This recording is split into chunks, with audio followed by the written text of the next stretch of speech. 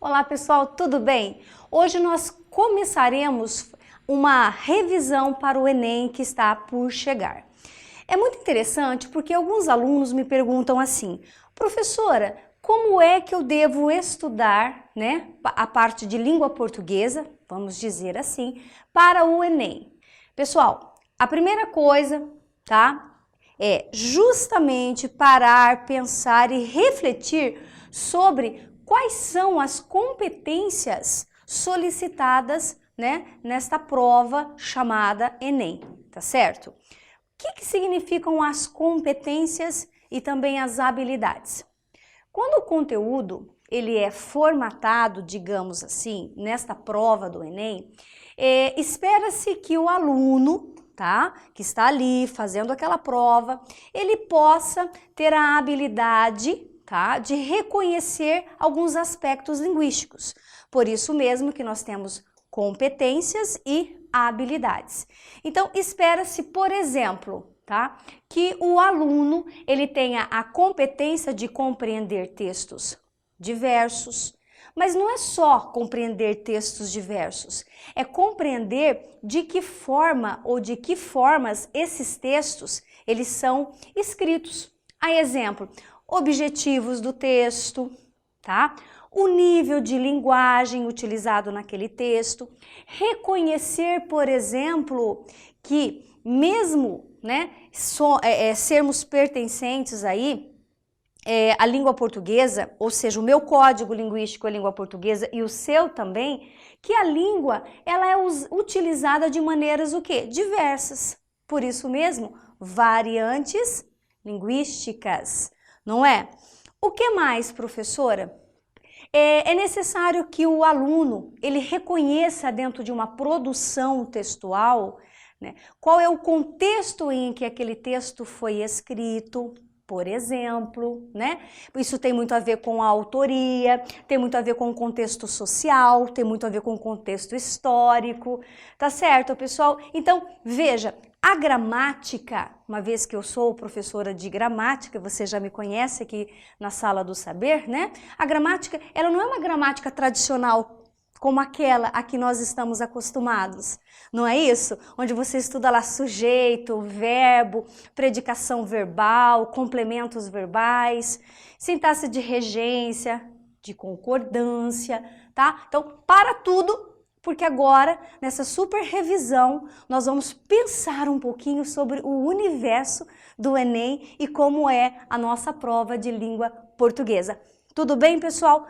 Para o nosso bate-papo, então, continuar, o primeiro reconhecimento que está lá na habilidade 25 e também na habilidade 26 é identificar tanto textos diferentes, tá, com marcas linguísticas também diferentes e relacionar essas variedades linguísticas a situações específicas, ou seja, reconhecer a linguagem, momento, a quem pertence, ou ainda entendermos que um texto pode ser escrito em vários padrões de escrita.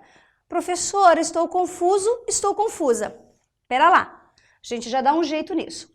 Primeira coisa que a gente precisa entender então para o Enem: diferença entre língua e linguagem.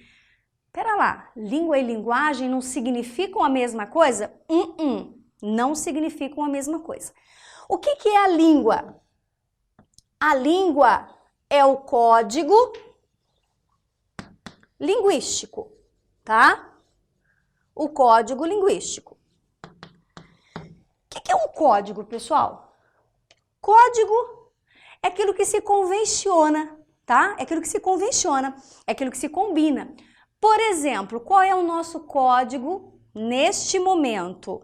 Eu falo a língua portuguesa e você também fala a língua portuguesa, tá?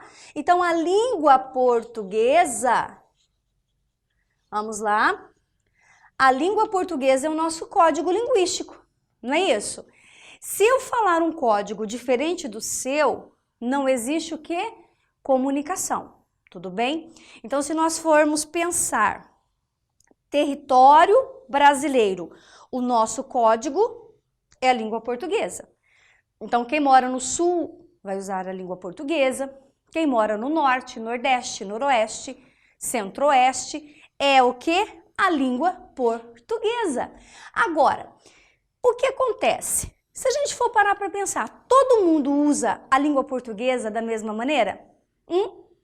Pense um pouquinho aí. Utilizamos a língua portuguesa da mesma maneira? Não, é claro que não. Por quê? Porque cada região, ou ainda melhor, cada falante tem uma maneira muito particular de usar essa língua. É ou não é? Eu, por exemplo, eu sou uma pessoa que falo com o corpo. Tá? Eu gesticulo o tempo inteiro, caras e bocas, né? Aquelas pessoas que são mais sóbrias, né, para falar, mais centradas. Eu não, já sou uma pessoa extremamente espivetada, correto? Mas o nosso código continua sendo o mesmo. O que que muda? Muda o fato de que a linguagem, ela é a maneira particular, tá? Particular de uso da língua portuguesa, tá? Então, o que que significa isso, professora? Significa, queridos, assim, ó, que a maneira como eu faço uso da língua portuguesa, né, me leva a pensar em quê? Em linguagem. Tudo bem? É por isso que disse que existem várias maneiras de se comunicar. Não é justamente pelo uso da língua e da linguagem, portanto, que existe a comunicação? Não é isso? Sim. Agora, se eu tenho uma maneira particular de uso da língua, significa que eu tenho o que nós chamamos de variantes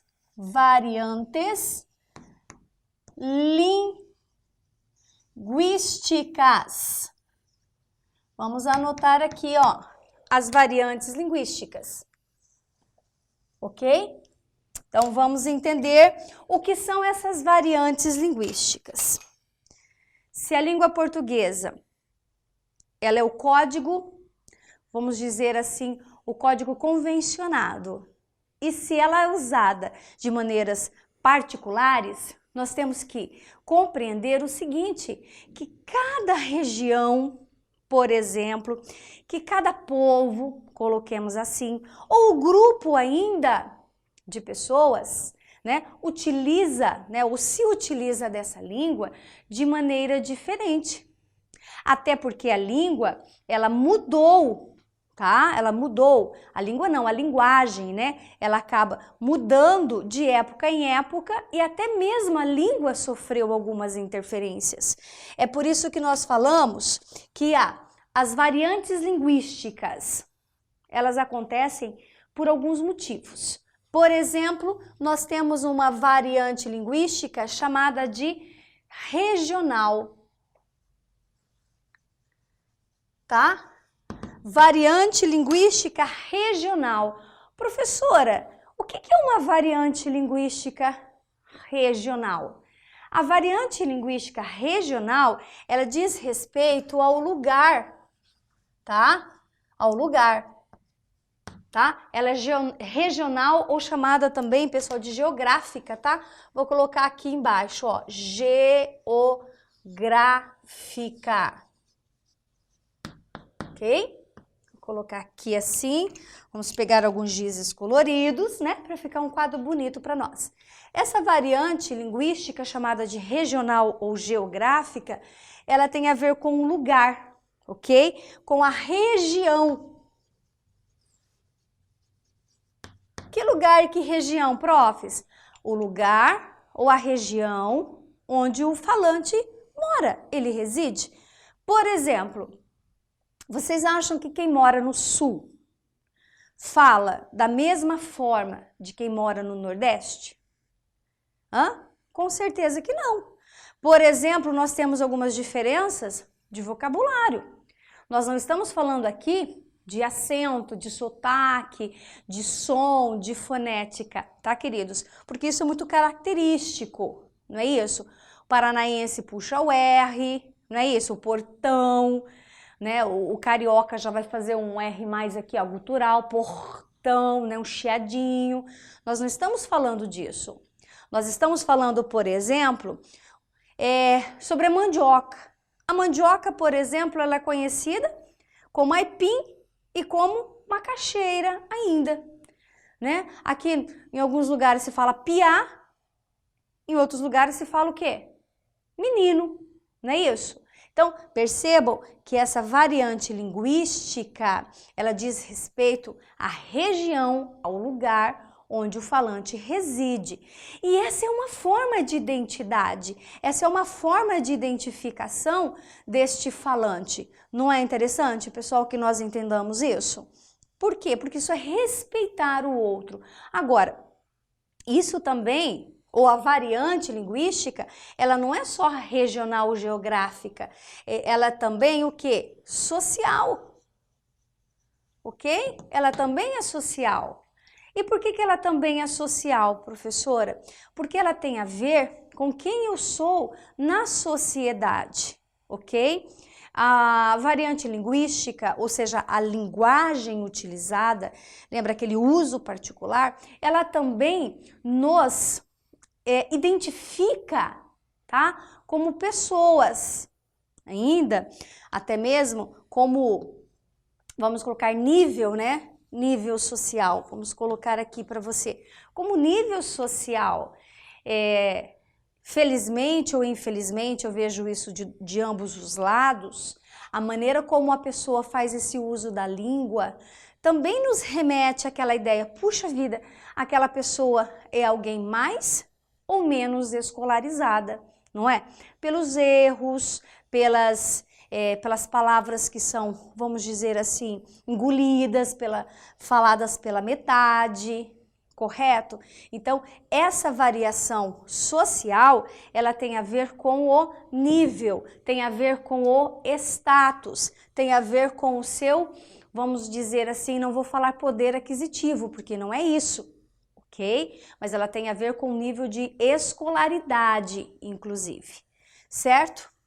Então, só vou citar para que você se lembre. Agora, nós também temos uma variante linguística que ela é etária. Se ela é etária, ela diz respeito ao quê? Ela diz respeito à idade, não é isso? A idade. Por exemplo, um adolescente, ele fala da mesma forma que fala um vovô e uma vovó? Hã? Pessoas de épocas diferentes? Não, né, gente? Também não. Por que não? Porque, na verdade, o adolescente hoje usa muito da gíria, não é? O adolescente, ele está o tempo todo manipulando a língua portuguesa e criando aí novos códigos. Por que não? Certo? Então, houve uma época em que eu falava, por exemplo, eu falava guarda-pó. Hoje não se fala mais guarda-pó, hoje se fala jaleco, né? Jaleco. Mas na minha época, quando eu comecei a estudar e estudar para ser professora, por exemplo, a gente falava guarda-pó. Hoje se fala jaleco, tá certo? Isso quer dizer o quê? Que isso também nos identifica como pessoa. Quando você ouve alguém falando algo que já ficou muito lá atrás no tempo, você já fala, ah, já sei, você nasceu lá por volta de 70, 80.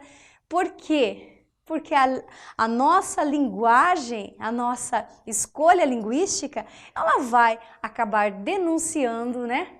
Justamente essa nossa idade, certo, pessoal? Então, essa variante etária diz respeito à idade.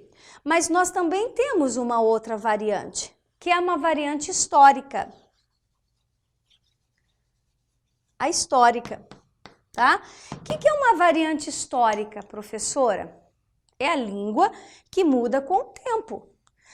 A língua portuguesa, ela sofreu mudanças. Aliás, a língua é um processo vivo, né? Se nós voltarmos lá à época lá da nossa língua mãe, do latim, né? E depois, se nós pensarmos sobre as influências que nós recebemos ao longo da história, nós vamos perceber que algumas palavras elas mudaram. A mudança e a variação, ela diz respeito ao fator histórico, né? Ao fator tempo. Vou citar um exemplo para vocês, claro, tá? Não vou nem colocar aqui não. Eu só quero que você pense comigo, o fator histórico. Não sei se você sabe, mas se você pegar alguns livros mais antigos, a palavra flores, vou escrever aqui, tá? Ó, flores, ela tinha acento. Hoje não tem mais, né? Boticário era usado para se referir o quê? A farmácia, certo? Mas com o tempo, outras palavras foram tendo novos formatos e até mesmo significados. Farmácia chegou a ser escrita com PH, né? Com PH, isso por todas as influências, e depois ela veio o quê? Se transformando, tá certo, pessoal? Então essa variação é uma variação histórica. Então, ó, organizamos. Língua, código, linguagem, maneira particular de expressar a língua, não é isso? Só que nós temos as chamadas variantes linguísticas, ou seja, a língua não é utilizada da mesma maneira, tá? Ela não é imutável. Por quê? Porque ela depende de alguns aspectos. Que aspectos são esses? O aspecto idade, o aspecto geográfico, o aspecto histórico, o aspecto que mais? Social, tá certo? Então são alguns aspectos que a gente precisa levar em consideração. Ok? Até aqui tudo bem? Ótimo. Só que, o que nós precisamos entender além disso? Tá? Depois nós vamos observar como isso é cobrado lá no Enem.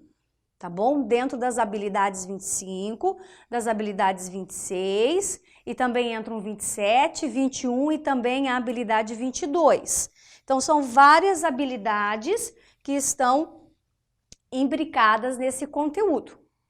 Quando você fala em língua e linguagem, nós temos que pensar em comunicação, tá? Não vou anotar ali, eu quero só que você me ouça. Nós falamos em comunicação, concordam? Ótimo. Como é que eu posso me comunicar com o outro?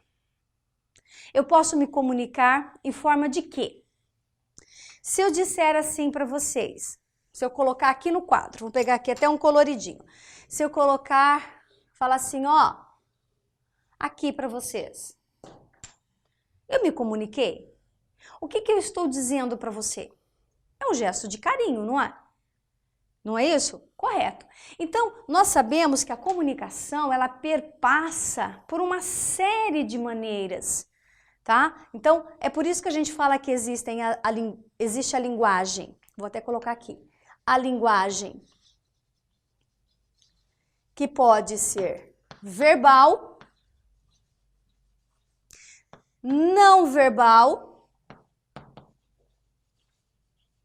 ou sincrética, tá? Então, nós precisamos pensar um pouquinho nisso. Uma linguagem verbal, não verbal e sincrética. O que significa? Significa que eu posso me comunicar com o outro através da escrita, não é? Da escrita posso ou não posso? Posso me comunicar com uma linguagem não verbal. Não verbal significa só desenho, tá? Como eu posso ter uma linguagem sincrética? É quando eu misturo isso com isso. E por que é importante? Lá no Enem, nós temos bastantes questões voltadas a essa linguagem verbal, não verbal e sincrética. Principalmente esta e esta, né? Que os alunos normalmente comentam que é bastante difícil, né? Exemplo, os textos em prosa, as poesias, linguagem verbal. Não verbal, tiras, né? Charges, existem tiras e charges que nós não temos, às vezes, nada escrito. Só uma sequência de ações, ele é um texto não verbal. E o sincrético, que é bastante, né, solicitado, que é lá a mistura entre um texto, uma charge, né? Vamos colocar uma charge ou até mesmo quadrinhos que se gosta bastante, seja lá do Garfield, seja do Kevin, seja da Mafalda, que você já conhece, né? Que você tem lá o desenho, mais os balõezinhos com escrita, ok? Então, ó, isso aqui é Enem, pessoal. Saber e conhecer que isso tudo é um campo imenso de conteúdo, tá bom? Fora isso, entender o que mais, professora? Opa, nós falamos sempre no mesmo nível de linguagem? Falamos no mesmo nível? Porque é o seguinte, dependendo do contexto, dependendo da situação, nós usamos a gramática mais ou menos correta. Como assim com correção? Queridos, nós estamos falando do dia a dia. Há pessoas que no dia a dia pensam assim, professora, eu estou em casa, tá? Vem um pouquinho aqui comigo agora, só para a gente conversar um pouquinho sobre esses níveis, tá bom? Os níveis. Os níveis de linguagem. No dia a dia, eu vou usar o coloquialismo, tá? Pessoal, o que é o coloquialismo? Coloquialismo é a linguagem do dia a dia, tá? O dia a dia. É quando nós falamos de uma maneira mais fluida, sem muita preocupação. Agora, o coloquialismo, ele não tem a ver com a palavreado chulo, tá, pessoal? Que é o palavrão, a coisa feia. Coloquialismo é falar assim, daí? Você vai lá? A gente vamos sim, estamos indo. Cá entre nós, tá? Então, tudo que soa como um bate-papo diário é o coloquialismo. Repito, o coloquialismo nada tem a ver com a linguagem ou com o nível baixo. O nível baixo é bem diferente, tá? Coloquialismo, repito, é tudo aquilo que lhe parece um bate-papo no dia a dia, uma conversa informal. Por isso que o coloquialismo, ele está muito voltado à informalidade. A informalidade. O que é informalidade? A informalidade é o contrário da formalidade. Quando que a gente é informal? Uma conversa com um amigo, por exemplo, tá? Na família a gente senta, conversa e até mesmo uma carta que você escreva, um bilhete, né? Que são gêneros voltados à informalidade, ok?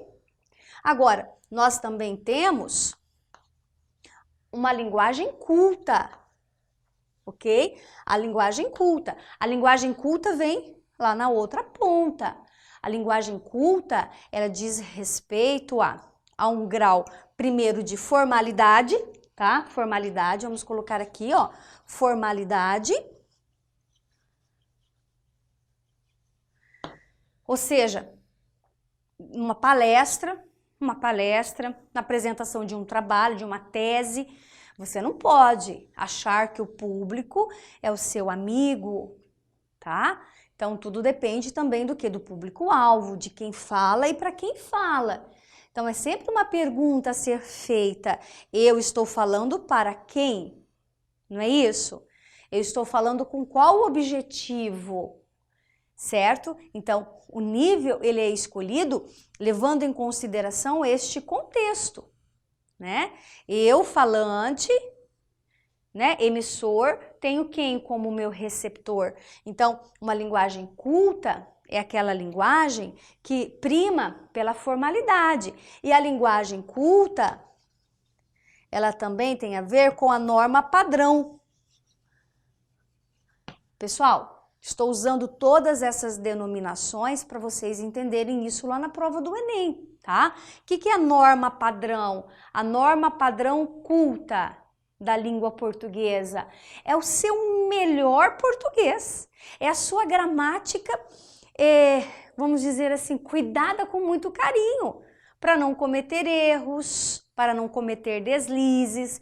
Então são os R's, são os S, são as concordâncias, as regências, tá? É o seu melhor português. Então, fechando este nosso raciocínio, porque nós vamos olhar isso em exercícios, tá bom? Nós vamos entender e retomar esses conceitos a partir de exercícios. Nós sabemos, então, que os níveis, eu tenho o coloquialismo, que é usado na informalidade, dia a dia, a linguagem culta é aquela cuidada, solicitada por um contexto mais formal, né? Lembra, entre amigos, uma palestra. Lá na família, na apresentação de um trabalho, ou ainda em uma entrevista de emprego, né? Norma padrão, português vinculado a todas as suas regras, né? E nunca se esqueça que a língua portuguesa, ela vai ser sempre usada ao nosso interesse. Então, tudo depende. Qual é o tipo de linguagem que eu posso utilizar neste momento, neste contexto, tá? Com o meu público-alvo. Qual seria a melhor estratégia? E é isso que o Enem fica ali, ó, de olho para montar as questões. Tudo bem? Daqui a pouquinho, exercícios e a gente vai entender melhor toda esta aula.